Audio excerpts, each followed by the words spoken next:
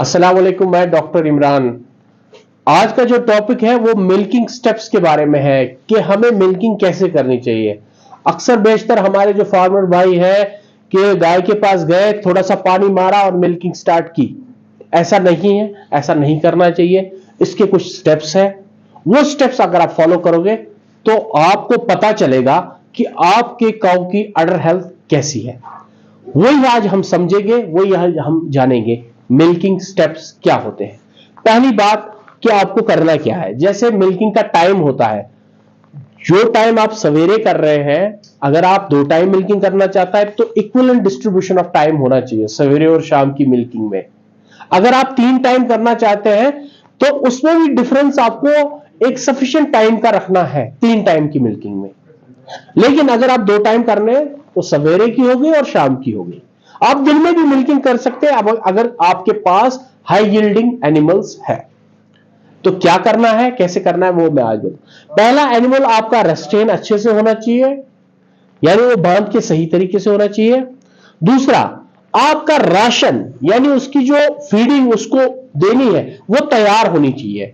यानी आप जब मिल्किंग खत्म करेंगे उसके बाद आप उसको राशन वो डालेंगे।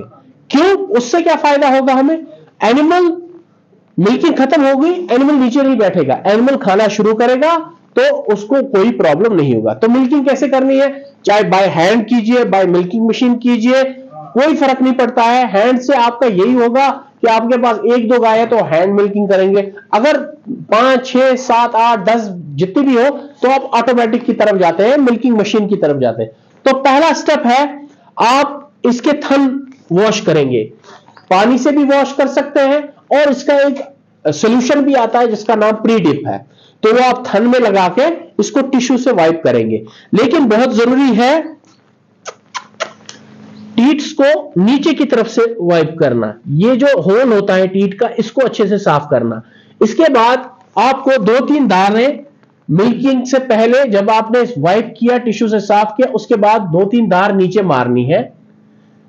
2-3 धार नीचे मारने के बाद आपको मिल्किंग मशीन टीट्स पे लगा देनी है और आपको ऑब्जर्व करना है जब तक मिल्किंग कंप्लीट नहीं होती।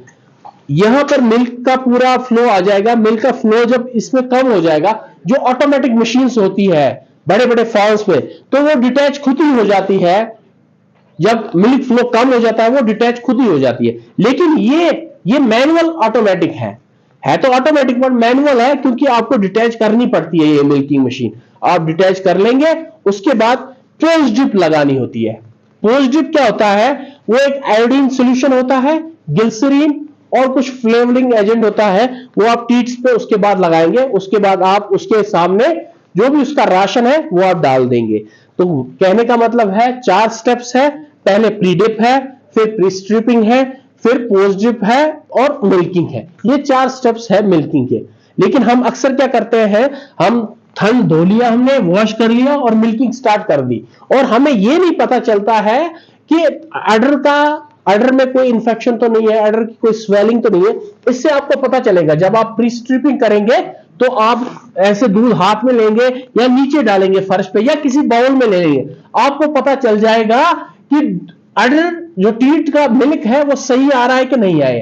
पहले हो गया प्री डिप, उसके बाद हो गया प्री स्ट्रिपिंग, उससे आपको पता चल जाएगा।